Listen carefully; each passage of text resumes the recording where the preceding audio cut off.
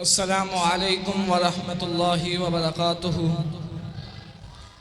अल्हम्दुलिल्लाहि रब्बिल आलमीन वल आकिबतु लिल मुत्तकीन वस्सलातु वस्सलामु अला अशरफिल अंबियाइ वल मुरसलीन नबिय्यिना मुहम्मदिन व अला आलिहि तय्यिबीन अत्ताहिरीन।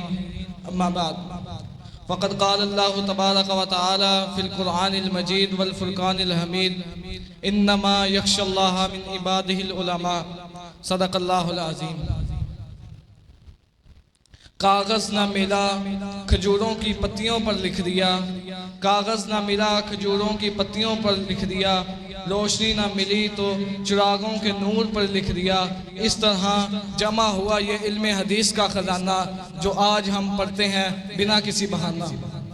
सामीन इकराम, मुझे आज जो मौजू दिया गया है वो है इल्म हदीस हुसूल इल्म के लिए मुहद्दिसीन की कुर्बानियाँ।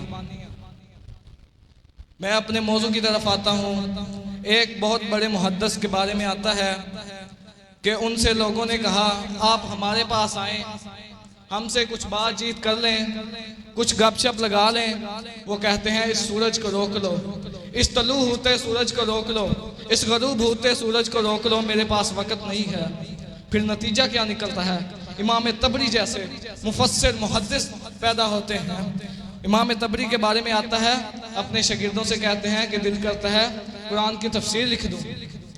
कहा कितनी मुख्तसर सी तफसीर, मुख्तसर छोटी सी तफसीर, कितने सफ़ों की? कहते हैं 30,000 सफ़ों की, 30,000 सफ़ों की तफसीर। फिर कहते हैं दिल करता है तारीख लिख दूं, मुख्तसर सी छोटी सी तारीख। कहा वो कितनी? कहा दिल करता है 30,000 सफ़ों की तारीख लिख दूं। और उन्होंने जो अपनी ज़िंदगी में मुकम्मल सफ़ात लिखे, शायद आपको उनका अंदाज़ा नहीं है। उन्होंने अपनी पूरी ज़िंदगी में 3,60,000 सफ़ात लिखे हैं। और उनकी किताबों की तादाद पता कितनी है? इमाम याकूत हमवी रहमतुल्लाहि अलैह ने उनकी किताबों की तादाद बताई है। तादाद लिखी 54 सफ़ों में, सिर्फ उनकी किताबों की तादाद है 54 सफ़ों में। इमाम बुखारी रहमतुल्लाहि अलैह के बारे में आता है कि 11 बरस की उम्र है, 70,000 हदीसों के हाफिज हैं। 70,000 हदीसें। ये हमारी मिशकात में 6,000 हदीसें हैं। तकरीबन 12 मिशकातें हों तो तब जाकर 70-72,000 हदीसें बनती हैं। इमाम अबू ज़ुरा राज़ी रहमतुल्लाहि अलैह, उनके एक शागिर्द ने कहा अगर मेरे शेख को 1,00,000 हदीस याद ना हो तो मेरी बीवी को तलाक है। अब तलाक मुअल्लक हो गई। लोगों ने जाकर पूछा शेख साहब क्या आपको 1,00,000 हदीस याद है? आपके शेख ने यह दावा किया है कि अगर मेरे शेख को 1,00,000 हदीस याद ना हो तो मेरी बीवी को तलाक है। कहते हैं हाँ, अहफ़ज़ु मिअत अल्फ़िन कमा यहफ़ज़ु अहदुकुम कुल हुवल्लाहु अहद। मैंने 1,00,000 हदीस इस तरह याद की है जिस तरह तुम में से कोई एक कुल हुवल्लाहु अहद याद करता है। 1,00,000 हदीस। इसी तरह मुहद्दिस अंदलुस के बारे में आता है, 4 बर्रे आज़मों का सफ़र किया। बकी बिन मखलद ने 4 बर्रे आज़मों, 4 शहर नहीं, 4 मुल्क नहीं, बल्कि 4 बर्रे आज़मों का सफ़र करके अहमद इब्न हम्बल रहमतुल्लाहि अलैह के पास आए। कहा आपसे हदीस पढ़ना चाहता हूँ। कहते हैं कि मुझ पर हुक्मरानों ने पाबंदी लगाई है, मुझ पर हुक्मरानों ने पाबंदी लगाई है, मैं किसी को इल्म हदीस नहीं बता सकता। कहा कोई तो तरीका निकालें।